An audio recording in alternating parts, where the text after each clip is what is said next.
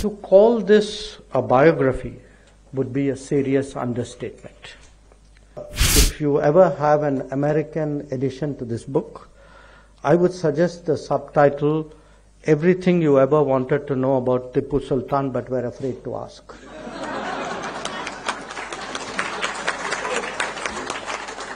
Tipu Sultan,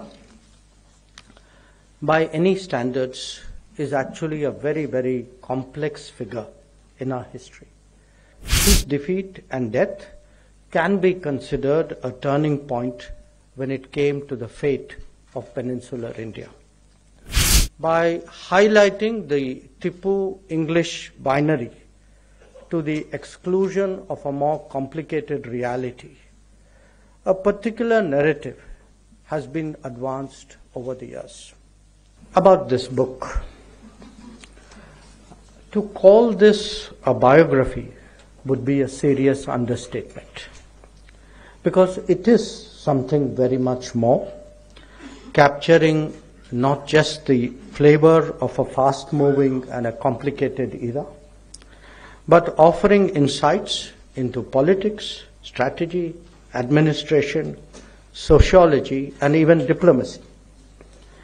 It is both granular in its detail and creative in many ways in its spirit, making the reader a fly in the wall in Tipu Sultan's palace. There is an honesty as well as an objectivity, I think, in Vikram's approach. And I suppose in this case, that would not have been entirely easy. In fact, if you ever have an American edition to this book, I would suggest the subtitle, Everything You Ever Wanted to Know About Tipu Sultan But Were Afraid to Ask.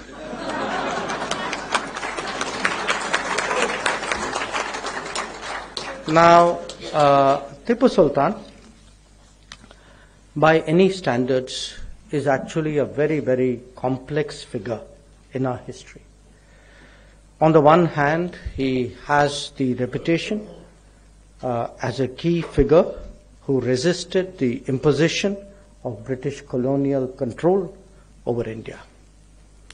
And it is a fact that his defeat and death can be considered a turning point when it came to the fate of peninsular India.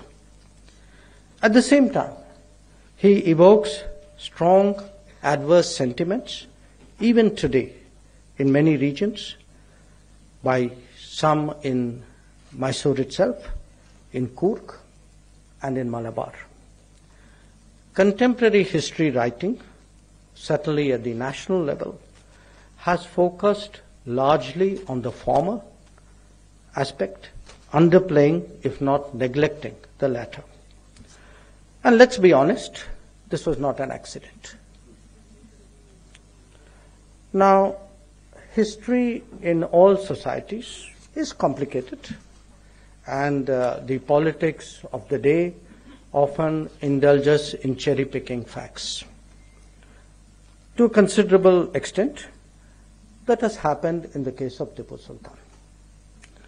By highlighting the Tipu English binary to the exclusion of a more complicated reality, a particular narrative has been advanced over the years.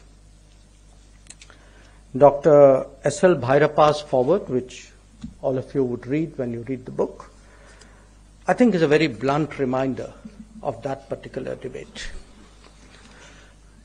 This book, therefore, has a very special value, because what it does is it not only presents facts about Tipu Sultan for the reader to make his or her own judgment, but it also, and to my mind this is very important, it also brings out the context in all its intricacy.